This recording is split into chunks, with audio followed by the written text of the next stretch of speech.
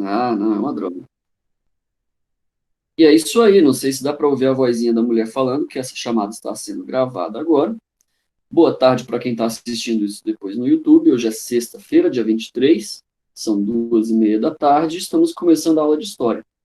Até agora a gente estava falando sobre bullying e sobre problemas de comportamento, e eu estava dando alguns bons conselhos para os meus estudantes, que na esfera, como é que eu posso dizer, na esfera do colégio, a melhor atitude, claro, se você sofre bullying, é falar com a diretora, né, conversar com o pessoal da escola para que eles tomem a atitude devida e tal. Mas na esfera imediata, ali entre você e o seu colega, se você sofre bullying, desce o sarrafo mesmo, beleza? Fecha a mão, bate com força, gira o corpo, mira no queixo. É a melhor resposta para o bullying. Dado esse bom conselho, vamos começar o conteúdo. Essa semana e na semana passada, a gente estava estudando aí o regime militar. E graças a Deus, hoje é a última aula sobre esse assunto. Eu digo graças a Deus porque, apesar de algumas aulas anteriores terem sido bastante legais, a gente falou aí sobre o AI-5, a coisa lá da tortura e tal, né? Essas paradas são mais interessantes. A aula de hoje vai ser um pouquinho mais assim, porque a gente vai falar um pouco mais sobre política, beleza? Eu vou tentar deixar o mais divertido possível, como eu sempre faço, mas é um conteúdo que é um pouco menos interessante. De qualquer forma, eu peço que você preste atenção, porque, como eu falei, o regime militar definiu muito do que é a nossa vida política de hoje em dia. Então, se você tem alguma pretensão de entender quem diabos é o Bolsonaro, por que, que a galera elegeu ele, você precisa entender como as pessoas reagiam, por exemplo, ao regime militar. Bolsonaro é uma figura aí militarista e tal, né, tá ligado a essa imagem toda. E aí, para entender esse tipo de fenômeno, você precisa conhecer a sua própria história. Pois bem, na aula de hoje, então, a gente vai começar a estudar a abertura do regime militar. Como foi que a ditadura começou a acabar. Para revisar o que a gente viu na segunda-feira, nós vimos que o final da década de 60, ali os anos de 68, 69, ficaram conhecidos como os anos de chumbo. Anos de chumbo porque foi um tempo bem difícil de se viver. Não só no Brasil, a gente tinha várias ditaduras militares ao redor do mundo, principalmente na América Latina durante esse período, e isso se deve ao fato de que o mundo estava vivendo uma guerra fria, não é? Nós tínhamos aí americanos de um lado brigando com os comunistas do outro, trocando tiro, né, porrada e bomba, igual a mulher do canta lá. Aliás, vocês já viram esse clipe? Tiro, porrada e bomba? Como é que é o nome? É meio antigo, aliás. É a mulher que no clipe tinha um tigre. É horrível. Enfim, e aí os caras trocando tiro, porrada e bomba na Guerra Fria. O Brasil, claro, a América Latina não ficou fora dessa. Nós tínhamos grande influência de partidos comunistas aqui na América Latina, principalmente ali na ilha de Cuba, onde aconteceu uma revolução comunista. É Valesca Popozuda, a Jéssica tá falando. É isso mesmo, Jéssica. Essa música é horrorosa, mas nunca sai da minha cabeça. Toda vez que eu falo de tiro, eu lembro tiro, porrada e bomba. É uma droga. Acho que é por isso que vocês escutam funk, porque a parada infecta o cérebro e não tem cura. Deve ser por isso, é a única explicação. Enfim, então na América Latina a gente tinha uma presença de partidos comunistas muito grandes, né? A ilha de Cuba era um epicentro ali, aconteceu a revolução lá e tal, né? Teve a crise dos mísseis de Cuba que a gente já falou aí algumas semanas atrás. E os americanos tinham que ficar de olho nisso, porque a América do Sul, a América Central, era um quintal, são o quintal dos Estados Unidos, né? A gente está aqui pertinho. Então, dependendo, por exemplo, se você colocasse armas nucleares em Cuba, você poderia facilmente acertar ali território americano com uma explosão nuclear. Isso era um risco imenso durante a ameaça toda que acontecia durante a Guerra Fria. Então, os Estados Unidos começaram a infiltrar ali, né, a influenciar os países da América Latina a controlarem os seus partidos comunistas, a criarem governos autoritários de direita, né, regimes militares e tudo mais. E eu mostrei para vocês na aula passada qual era o segredo do milagre econômico durante o regime militar. A gente viu que o exército brasileiro usava na época os tanques Pershing, que são tanques de guerra usados pelo exército norte-americano. Então, do mesmo jeito que esses tanques vieram parar nas mãos dos nossos militares, muito dinheiro americano também veio. Muitos políticos americanos também vieram, espiões e essa coisa toda da Guerra Fria. Então, o segredo por trás do nosso milagre econômico era um grande empréstimo que a gente pegava com os americanos. Basicamente é isso. Então, os anos de chumbo, eles ficaram famosos, né? Até hoje a gente chama eles desse jeito, porque foi uma droga viver na América Latina durante esse tempo. Lá no Chile, você tinha pessoas sendo jogadas de helicóptero, né? Teve um presidente lá chamado Augusto Pinochet, ele ia lá tomar o poder, né? Tal, do cara. E o presidente do Chile falou, não, não vou sair aqui e tal, eu que fui eleito, não sei o quê. E aí o militar lá, o Pinochet falou, você não vai sair não? Beleza. Invadiu lá, tirou o cara, colocou ele dentro do helicóptero, subiu com o helicóptero lá em cima e jogou o cara lá de cima. Então, assim, foram regimes bastante autoritários, foi uma época bastante difícil de se viver. Na América Latina inteira nós tivemos regimes militares, não foi só no Brasil, tivemos na Argentina, no Chile, né, no Peru, e assim por diante. E tudo isso influenciado pelos Estados Unidos para que a gente não caísse do outro lado do espectro, né, para que a gente não passasse por uma revolução comunista, por exemplo, e aderisse ao outro lado da história durante a Guerra Fria e virasse inimigo dos americanos. Então, eu sempre digo que estudar história é um pouquinho difícil, porque é fácil, por exemplo, você pensar, pô, o Pinochet explodia prédio com gente dentro e jogava político de cima lá do helicóptero, né? Então, ele era o vilão da história, ele era mau. Se a vida fosse uma novela, a gente poderia sim dizer que Pinochet era um vilão. O problema é que a gente tinha que escolher entre dois governos ruins. A gente ficou preso entre a cruz e a fogueira, porque ou era um regime militar sinistro, ou poderia acontecer com a gente o que aconteceu com a ilha de Cuba. Se você procurar no Google aí, coloca aí Ilha de Cuba e procura fotos, você vai ver que o país parou nos anos 50. Eles não têm indústria, saúde, educação, eles não têm nada. Né? O comunismo ele é uma parada que é uma ideologia política que leva os países à falência. Então a gente tinha que escolher entre a truculência da direita ou a falência da esquerda. Era um negócio meio ruim de se escolher. Então, por isso, anos de chumbo. Foi um tempo muito ruim, muito difícil, a gente não tinha mesmo para onde correr. A gente também estudou as formas de resistência que os artistas, professores e estudantes acabaram desenvolvendo durante esse período. Inclusive, eu falei para vocês como os artistas tinham que ser inteligentes e criativos para não serem barrados pela censura. Então, por exemplo, o cantor lá, eu deixei inclusive o link do vídeo, se você tiver assistido aí na aula passada, já dá um salve aí. Como é que era o nome do cara? O Chico Buarque, ele queria criar uma música que falasse mal do governo, mas ele tinha que passar pela censura, porque o governo ia olhar antes de publicar, né, a música do cara. E aí ele falou, não, eu fiz uma música aqui que é sobre Jesus Cristo, pai, afasta de mim esse cálice e tudo mais, igual eu falei na semana passada. E aí os militares falavam, pô, legal, a música aí falando de Cristo, né, tá bacana, pode passar. E aí quando você escuta o cara cantando, não é cálice, né, igual um copo, era um cálice de calha a boca, né, então afasta de mim esse calha a boca, essa censura. Era uma jogada de mestre, os caras tinham que ser inteligentes mesmo. E isso tudo eram formas de resistência. Esses movimentos de resistência, eles também se repetiam no teatro, no cinema. Você consegue ver mensagens subliminares contra o governo muito bem disfarçadas em vários filmes dessa época, em vários livros que foram escritos nessa época e assim por diante. Beleza? E por último, a gente tem visto aí ao longo da semana passada, até da segunda-feira, o que eram os atos institucionais. E sempre é bom relembrar isso, porque isso é muito importante. Vai ter gente aí que vai dizer, né? Não, a ditadura não foi ditadura coisa nenhuma, os militares fizeram um bom governo e tudo mais. E aí você vai poder dizer, olha, apesar de ter sim aspectos positivos, porque todo governo tem algum aspecto positivo, a vida não é uma novela, o regime militar foi sim uma ditadura, porque a ditadura é um governo autoritário. E durante o regime militar existia o ato institucional, que era uma lei que o presidente escrevia e ela passava a valer, mesmo sem o Congresso ter que aprovar ela. E o Congresso somos nós que elegemos, teoricamente, são os deputados, os senadores que a gente escolhe. Eles é que nos defendem de um presidente ditador, por exemplo. Se o cara começar a viajar lá e quiser fazer uma ditadura, os nossos deputados e senadores vão fazer lá um impeachment e tirar o cara, mais ou menos igual aconteceu na época da Dilma. Tá entendendo? Então, quando o presidente faz cagada, é papel dos deputados e senadores nos proteger desse cara que pode ser um ditador. Então, pode dizer que o regime militar foi uma ditadura? Pode, por causa dos atos institucionais, que eram leis que ignoravam o Congresso. Tranquilo? Então a gente viu isso daí, e que o governo linha dura, que eram os três presidentes do meio, lembrando de novo aquele esquema da mão direita, né, da palma da mão direita, para lembrar dos 5 presidentes aí do regime militar, começando com Castelo Branco, depois Costa e Silva, presidente Médici, presidente Geisel, esses 3 mais altos eram a linha dura, quanto mais alto o dedo, pior o governo, e por último, que a gente vai estudar hoje, o presidente Figueiredo foi o mais de boa. Então a linha dura, que eram esses 3 presidentes, os mais carrascos, eles usavam muitos atos institucionais. A gente teve, eu não sei ao certo o número, mas foram mais de 30 atos institucionais publicados.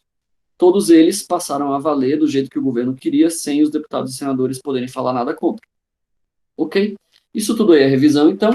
No conteúdo de hoje, a gente vai estudar os mais excluídos dessa história, né? E aquela galera que mesmo hoje na democracia sofre aí, né, com racismo, sofre preconceito e tudo mais. Como é que era a vida dessa galera no meio do regime militar?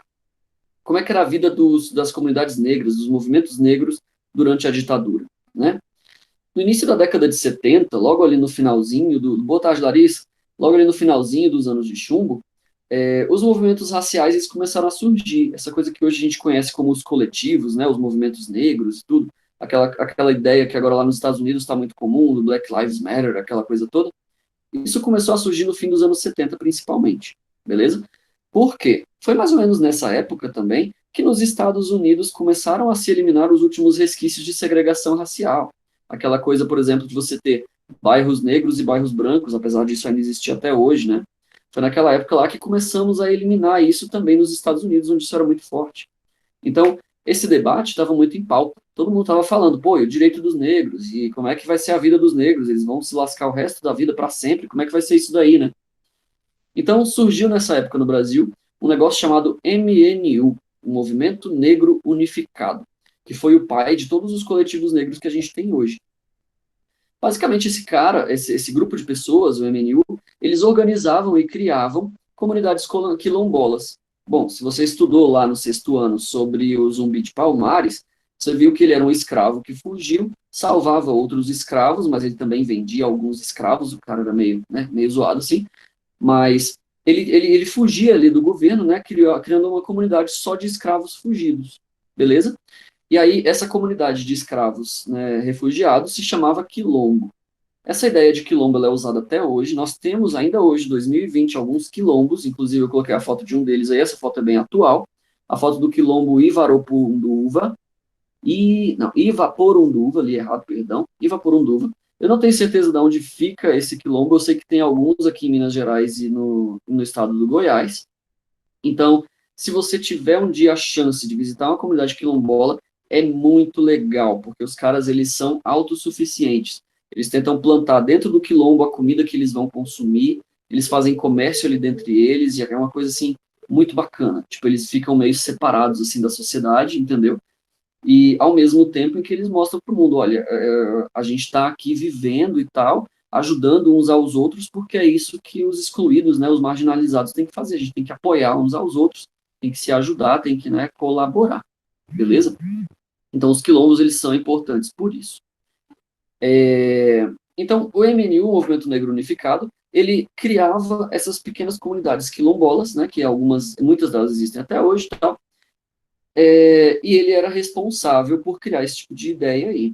E era legal porque, não que os negros tivessem que viver separados, mas para mostrar para o mundo que eles se importavam uns com os outros, que eles estavam unidos, essa é a ideia do coletivo, afinal de contas, né? É mostrar para a sociedade ao redor que aquele grupo ali, apesar de ser excluído, apesar de ser marginalizado, ele está disposto a buscar vida melhor para os seus indivíduos, a buscar condições melhores para os seus membros, né? Ajudando uns aos outros em irmandade, aquela coisa toda, né? Isso aí é um coletivo.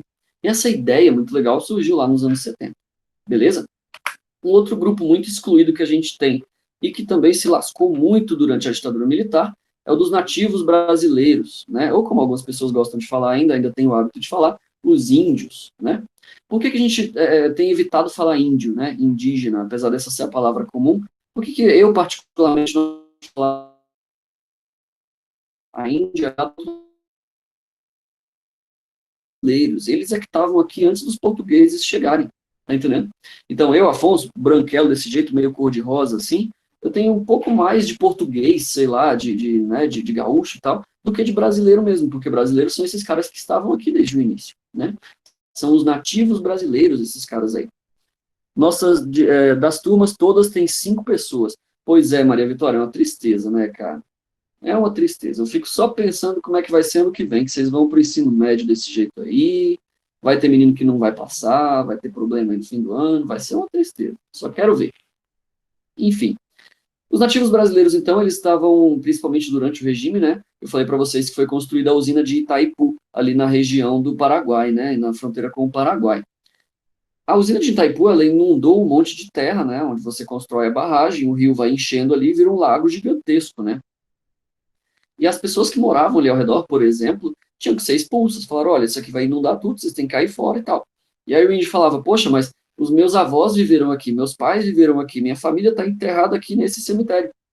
E aí o governo falava, não importa. a gente vai fazer uma hidrelétrica aqui e você cai fora, entendeu? Então eles estavam sendo expulsos, acuados das suas terras ali, não só por Itaipu, claro, mas também pela expansão da pecuária, da criação de gado e tudo mais. Esses indígenas, eles recebiam apoio de algumas entidades que também começaram a surgir mais ou menos no mesmo contexto do movimento negro, que era a União das Nações Indígenas. Vocês sabem que os povos indígenas, eles são nações diferentes. Os Tupi são diferentes dos Guarani, que por sua vez são diferentes dos Tatuio, né, e assim por diante.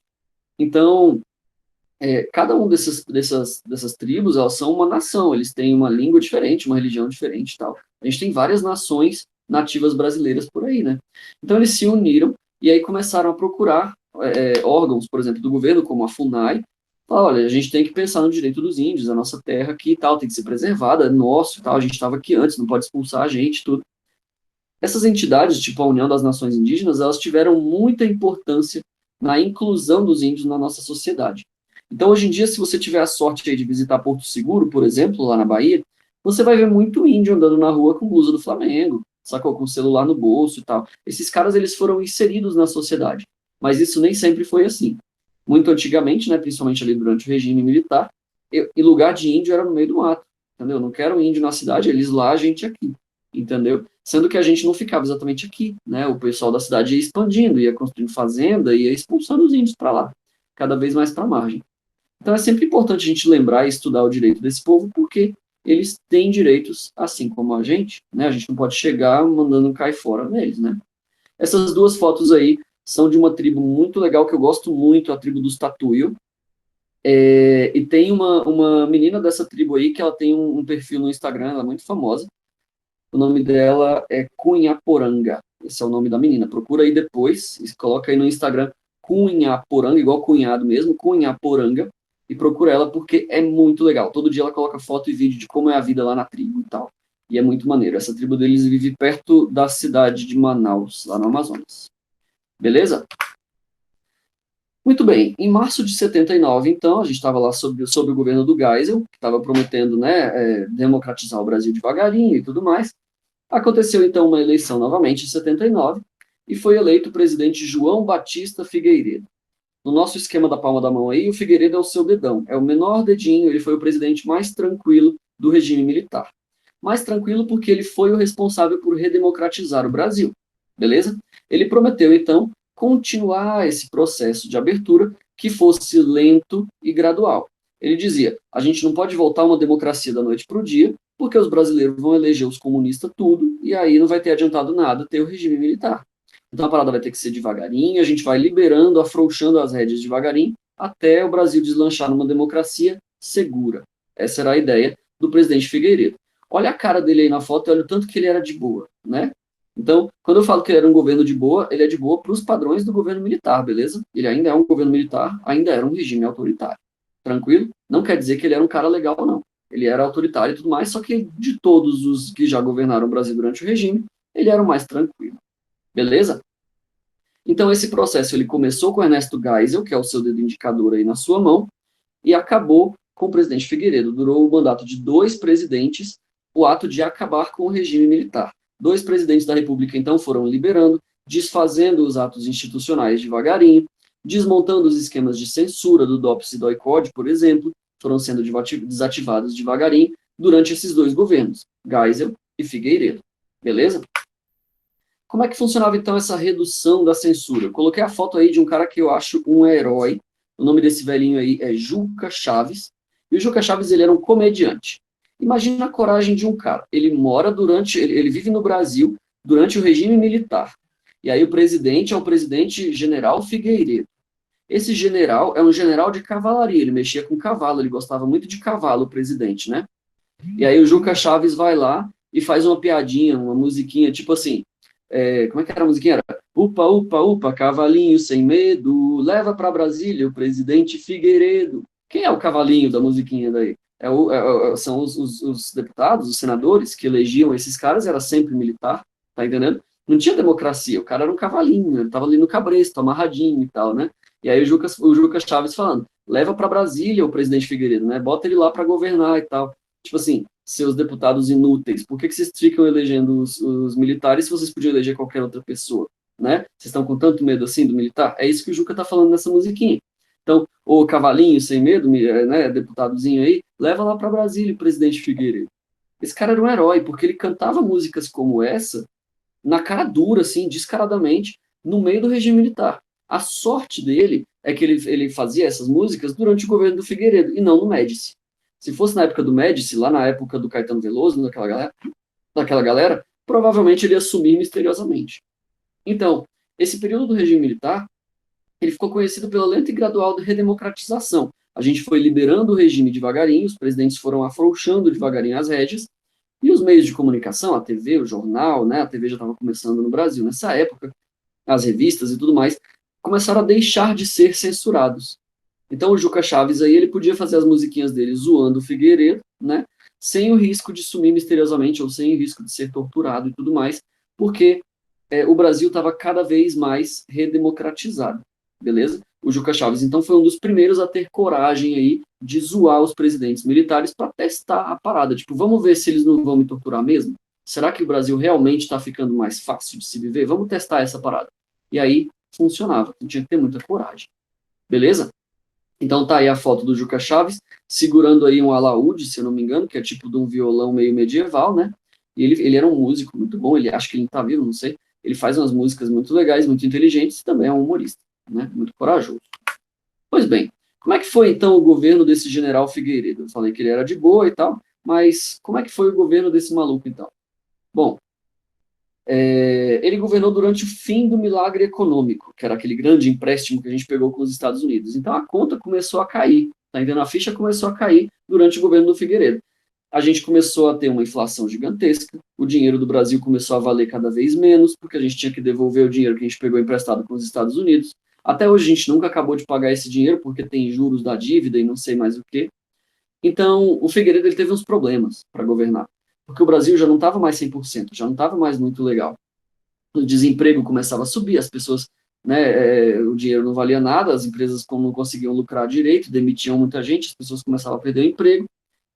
E aí, o Figueiredo, no meio dessa pressão, no meio dessa dificuldade, ele ainda criou uma lei que ficou muito marcada na nossa história, inclusive recentemente, em 2016, essa lei estava sendo discutida, que era a lei de anistia. Eu coloquei ela negrito aí para vocês, porque é muito importante entender essa lei.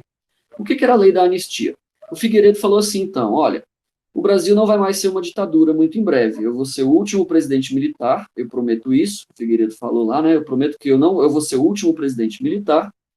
Então a gente tem que acabar com essa guerra civil aí que está quase rolando no Brasil, né? Esse negócio aí de comunista contra militar, atentados terroristas e tal.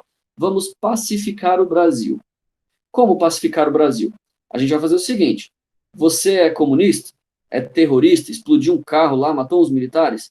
Tá tudo bem. Você não vai para a cadeia, você não vai mais ser preso, você está perdoado. Isso é o que a lei da anistia falava. Só que tem um detalhe. Você é militar, torturou inocente lá, deu choque elétrico nos caras, né? Banho gelado no meio do inverno lá e tal, aquelas histórias de tortura, tudo. Você também está perdoado. Você é militar, matou um monte de gente e tal, nada a ver, e vai poder seguir sua carreira como se não tivesse feito nada. Preciso dizer que essa lei deu problema? Deu décadas de problema. Até hoje essa lei dá problema, porque você tem gente que era terrorista, que era, né, torturador, gente que era criminoso e que foi torturado. Nunca foi parar na cadeia porque o Figueiredo perdoou todo mundo. Tá entendendo? E o Figueiredo achava, não, se a gente perdoar todo mundo, parar de perseguir, deixar os exilados voltarem para o Brasil, por exemplo, o Brasil fica mais calmo, vai ficar tudo bem, né? Os comunas vão ficar tranquilos, porque a gente não vai mais torturar eles, os militares vão ficar de boa, porque eles não vão para cadeia porque torturaram, né? E o Brasil vai voltar ao normal. Olha que plano bom, não é? Claro que não. Quais são as críticas possíveis, então, a essa lei da anistia? A proposta era muito simples.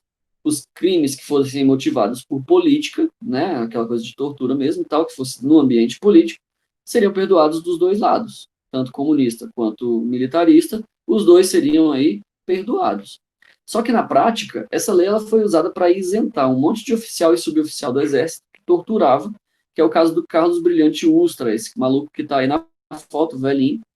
Esse cara, ele era comandante do DOI-CODE de São Paulo.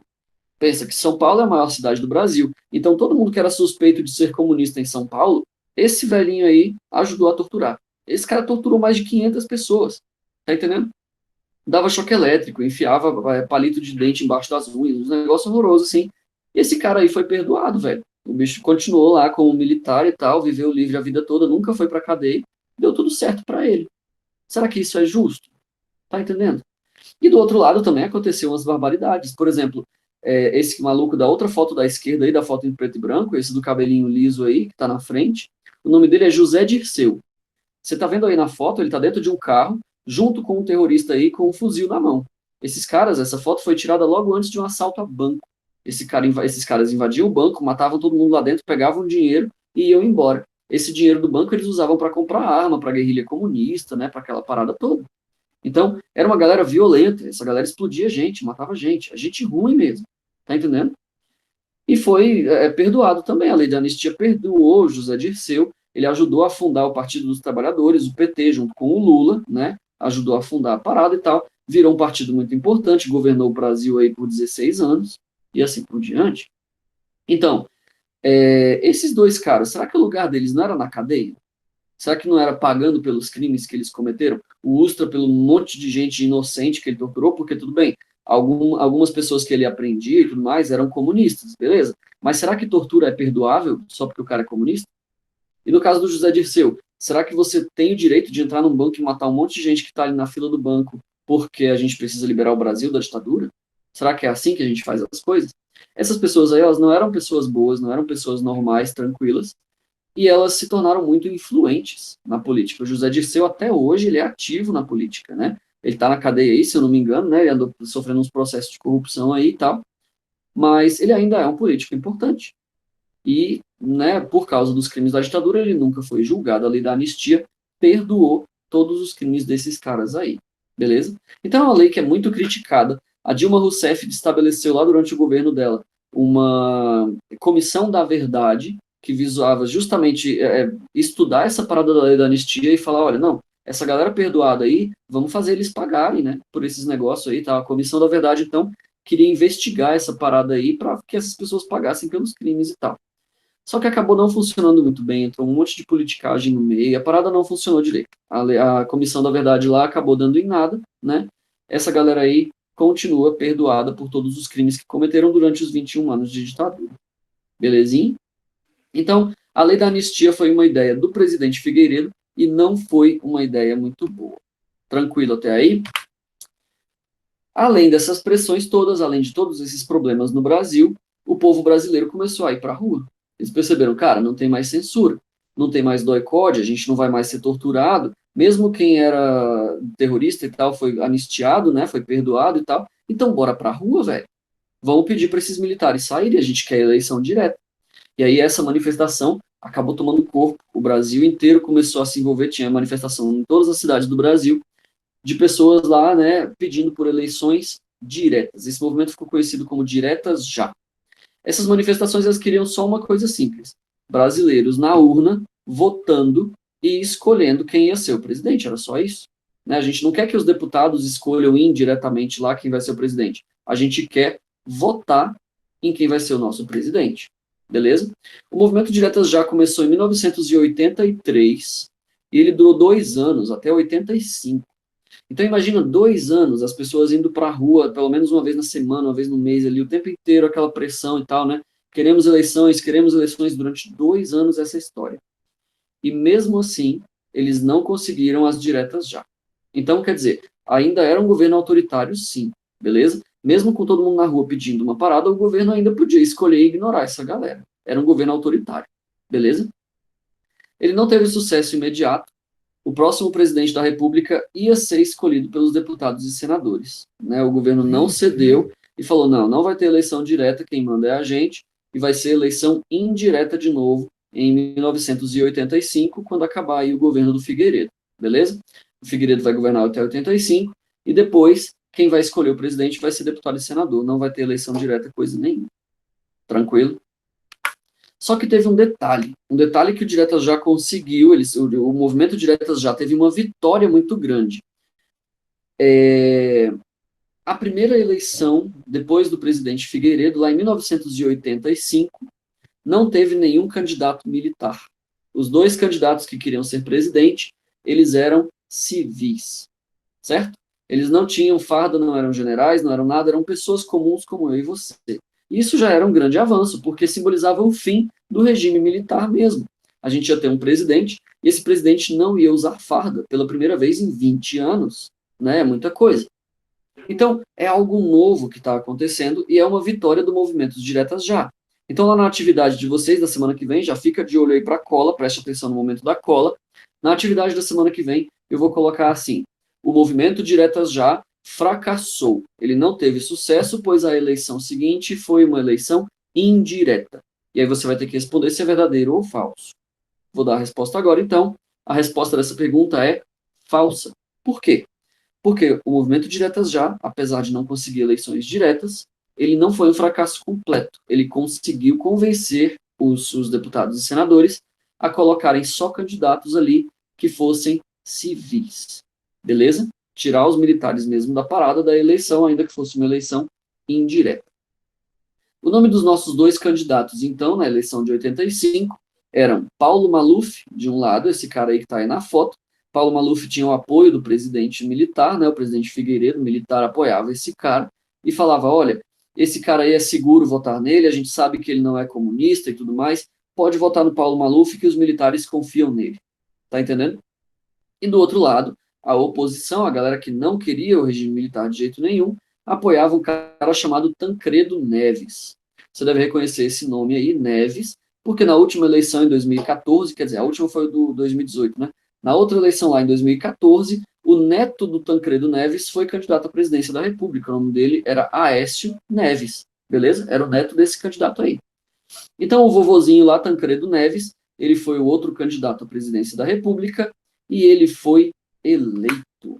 No fim, Tancredo Neves, esse velhinho dessa foto que está aí aparecendo agora, foi eleito presidente. E isso é um fato muito significativo. Por quê? Os deputados e senadores, mesmo tendo o cabresto ali, ainda estarem sob o regime militar, né, porque o Figueiredo ainda era militar, mesmo estando ali governados por um militar, eles tinham alguma liberdade para escolher um presidente que fosse não só civil, mas também contrário ao governo dos militares. Isso é uma coisa muito legal, porque é a primeira vez em 20 anos em que a gente tem a oposição, o MDB, o Movimento Democrático Brasileiro, governando o Brasil. A vitória do Tancredo, então, ela foi icônica. Até hoje a gente considera que Tancredo Neves foi um herói, não só por ter tido coragem de se candidatar, opondo-se aos militares, mas também de ser eleito pelos deputados. Então ele representava mesmo aí o fim dessa censura, o fim, né, desse arroxo que era o regime militar. Só que essa história é cheia de tristezas, né? É cheia de dramas, cheia de problemas, porque o Tancredo, esse cara que eu falei que ele era meio heróico, ele assumiu um tom meio de heroísmo nessa eleição, um dia antes de assumir a presidência, de receber a faixinha lá e virar presidente da República, um dia antes, esse cara ficou doente de uma doença séria. Ele sentiu muitas dores no abdômen, ficou com muito problema na barriga e tal, não conseguia nem sair da cama, ficou muito doente um dia antes. E aí o vice-presidente dele, que foi eleito, José Sarney, eu vou colocar uma foto do Sarney daqui a pouco, o Sarney acabou virando presidente no lugar do Tancredo, porque o Tancredo estava muito doente. E aí a esperança era a seguinte: ah, não, o Sarney vai cuidar aqui só até o Tancredo sarar, né? O Tancredo está doente, quando ele sarar, ele vira o nosso presidente. Beleza? Beleza. Isso foi em janeiro. Quando chegou abril, 3 meses depois, o Tancredo morreu. A doença do cara era muito séria. Provavelmente era um câncer, mas eu não sei direito qual era o diagnóstico dele. Não sei nem se na época já existia diagnóstico de câncer, mas o cara faleceu. E aí, o nosso presidente, de fato, acabou nunca sendo Tancredo. Tancredo nunca foi presidente do Brasil, apesar de ter sido eleito, ele nunca virou presidente. O vice é que governou o Brasil. E esse vice, cara, a história dele que a gente vai estudar na próxima segunda-feira é uma história de drama, choro e ranger de dentes. Porque, na minha opinião pessoal, Afonso, professor Afonso, o presidente Sarney, esse bigodudo aí da foto, José Sarney, foi o pior presidente que o Brasil já teve. A próxima aula, segunda-feira, vai ser só para a gente falar mal desse cara. Então, venham que vai ser legal, porque eu adoro xingar o Sarney. Esse cara aí é o político mais burro que a gente tem em toda a nossa história, pelo menos segundo a minha opinião, beleza? Se você achava a Dilma ruim, se você acha o Bolsonaro ruim, vem na aula ao vivo da segunda-feira e espera eu falar do Sarney para você ver o que esse cara fazia. O bicho era maluco, velho, maluco mesmo. Ele foi, então, aí, o nosso primeiro presidente civil, beleza? Depois de 21 anos de ditadura militar, assumiu o cargo no meio de um monte de inflação. Tá curiosa agora, Jéssica. Pois é. E não era só por causa do bigodão, hein, Jéssica? O cara era feio, bigodudo e ainda era burro também.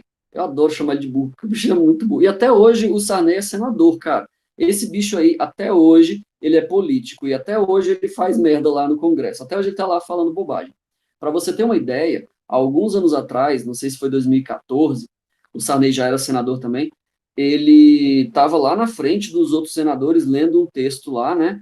Lendo um projeto de lei e falando: olha só essa lei aqui, esse negócio aqui, quem escreveu isso aqui é um idiota, essa lei aqui tá toda errada, não faz nenhum sentido, a gente não pode aprovar isso daqui porque não faz nenhum sentido, é uma lei maluca, é uma lei errada, tal, não sei o que, tá tudo errado. E aí no final, quando chegou e quem era o autor, era ele mesmo. Ele mesmo era o autor do projeto de lei e ele estava lá gritando, xingando, chamando de burro o autor. Tá entendendo? Ele nem sabia que ele tinha feito o projeto de lei, porque nem deve ter sido ele que escreveu, deve ter sido alguém que ele pagou para escrever a parada. Entendeu como é que é? O cara é incrivelmente idiota. E na segunda-feira a gente só vai falar mal dele. É muito legal. Vai ser a melhor aula do ano, provavelmente. Então, ele foi o nosso presidente, ele foi eleito vice do Tancredo, beleza? E o primeiro desafio desse cara ia ser criar uma constituição nova para o Brasil.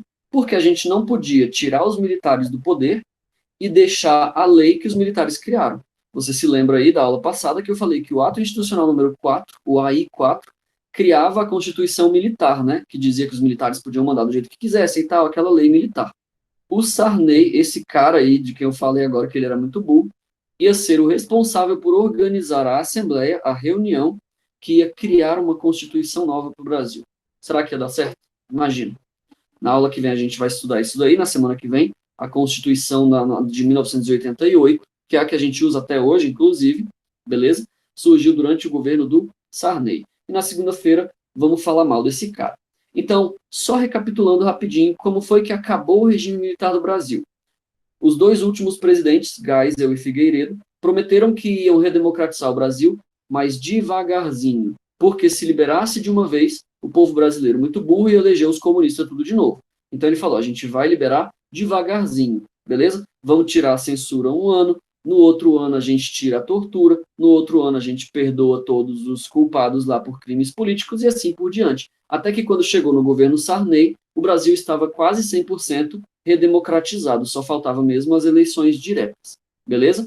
Isso tudo, esse movimento todo foi acompanhado por movimentos de resistência, como o Diretas Já, movimento negro, movimento indígena. Essas pessoas estavam sobrevivendo e resistindo enquanto o governo dos militares afrouxava as rédeas. Beleza? Então, isso aí aconteceu de 1979 até 85. Esses 6 anos aí foram os anos em que o regime militar começou a acabar. Foi lento e gradual, não foi de uma vez. Beleza? Queridinhos, no mais, tenham um bom fim de semana, beleza? Não se esqueçam de checar o material que eu vou colocar daqui a pouquinho lá no Google Classroom. Eu vou colocar essa aula gravada, ela vai estar disponível no YouTube e o link vai estar lá. Vai ter o PDF com o material lá, esse mesmo slide que eu apresentei para vocês, ele vai estar lá disponível em PDF. Vou colocar texto complementar e na semana que vem eu ponho atividades para vocês, porque essa semana eu acabei não planejando direito a atividade, beleza? Então fica para a semana que vem. Porém, não se esqueça que tem a atividade da semana passada com a data de entrega de hoje. Se você ainda não fez, faça. Ela já está valendo ponto. Dá uma olhada lá na seção de atividades do Google Classroom. Antes da semana temática, lá no primeiro semestre, eu não fazia atividade valendo nota. Agora elas estão valendo. Cada atividade vale 10 pontos. No fim do bimestre, você tem que somar 100. Preste atenção, não vai reprovar. Beleza? Faz a atividade que a data de entrega é hoje. Beleza. Faz lá a atividade, vale 10 pontos. E também tem a do sábado temático, que foi sábado passado, que também está valendo 10 pontos. E é muito fácil. É uma perguntinha só. Tira o atraso lá e manda ver. Beleza? No mais, eu ainda estou disponível aí por 5 minutos. Se você precisar que eu volte, pode falar. E aí, Jadiel, entrou bem na despedida. Tudo bom com você, rapaz? Chegou aqui só para dizer tchau. Até mais, hein? Um abraço para você, Jardiel. Chegou, menina. Acertou, miserável. Esqueceu da aula. Muito bem. Cara, a sua Tchau, sorte. professor. Tchau, tchau, Maria. Um Vou jogar um abraço. FF agora. Tá certo. Senta tiro neles, Até hein? a próxima aula. Ok. Bora, Jardiel. Valeu, hein, Jardiel? Chegou bem na hora certinha, hein, menino? Fala sério. Entra lá.